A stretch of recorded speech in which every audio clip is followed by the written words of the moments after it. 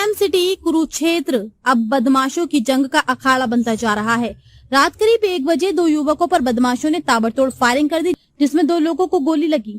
घटना की सूचना मिलते ही पुलिस मौके पर पहुंची और घायलों को इलाज के लिए कुरुक्षेत्र के LNJP अस्पताल ले जाया गया, लेकिन प्राथमिक उपचार देकर उनको PGI चंडीगढ़ रेफर कर दिया गया। स्थानीय पुलिस सुरक्षा एजेंसियों की टीमें और फॉरेंसिक की टीमें मौके पर पहुंचकर तथ्य जुटाए। फिलहाल पुलिस मामले की जांच में लगी हुई है। मिली जानकारी के अनुसार अमन और कृष्ण दोनों कुरुक्षेत्र झांसा रोड पर भद्रकाली मंदिर की तरफ से बाइक पर जनता स्कूल की तरफ आ रहे थे। तभी वहां पर एक काली स्कॉर्पियो आती है और उसमें से 5 से 6 युवक उतरते हैं, जिनमें से 2 लोगों के हाथ में पिस्टल होती है और वे अमन और कृष्ण पर अंधाधुंध फायरिंग कर देते हैं।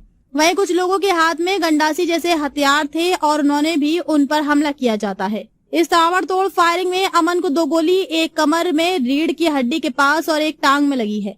वहीं दूसरे युवक कृष्ण के पट पर एक गोली लगी। दोनों को फिर घायल अवस्था में LNJP हॉस्पिटल कुरुक्षेत्र में ले जाया जाता है।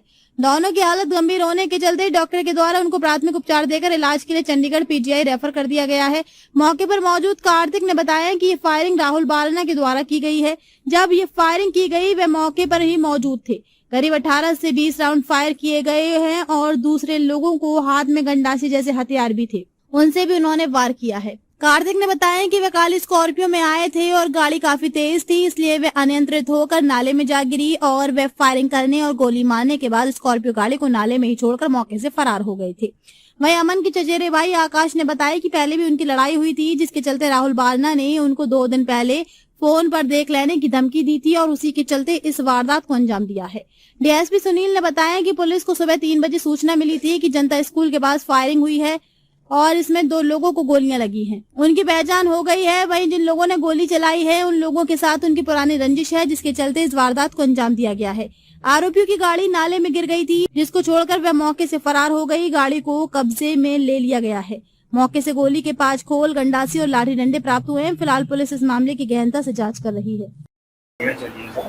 तो गांधीनगर में आज सुबह करीब 3:30 बजे के करीब एक सूचना प्राप्त हुई थी कंट्रोल रूम के माध्यम से कि वहाँ किसी लड़के को गोली लगी है। तो जब मौके पर जाकर और हॉस्पिटल में पहुंचकर वेरीफाई किया गया तो यहाँ एक अमन नाम का लड़का है जिसको 2 गन शॉट इंजरी है और एक दूसरा लड़का है उसको भी एक गोली लगी है टांग में। तो उसके बाद जो मौका घटना स्थल से हमने भौतिक साक्ष्य जुटाए हैं चीनो क्राइम टीम द्वारा, और जिन्होंने इन पर अटैक किया है किसी पुरानी रंजिश को लेकर किया है, क्योंकि इनका पहले भी किसी बात को लेकर झगड़ा हुआ था और जिसमें जो आरोपी पक्ष है वो अरेस्ट भी हुए थे। मौके से अभी जो हमारी प्रारंभिक जो पूछताछ हुआ, जो मौका घटना स्थल का जायजा किया, उसमें हमारे को 5 खाली घोल मिले अभी तक। स्कॉर्पियो गाड़ी भी है। हाँ, स्कॉर्पियो गाड़ी जो आरोपियों ने वहाँ मौका इसमें वारदात में यूज की है तो वो किसी नाला में फंस गई थी और नाले में फंसने के कारण वही मौका पर छोड़कर ही आरोपियों भाग गए। हाँ, किसी पुरानी रंजिश को लेकर इनका ये जो वारदात हुई है, इनके जो आरोपी पक्ष जिन्होंने ये अटैक किया है इन्होंने पहले किसी झगड़ा किया था। इस जो कंप्लेनेंट पक्ष है वो उसमें आरोपी थे और जो ये आरोपी पक्ष है उसमें कंप्लेनेंट थे।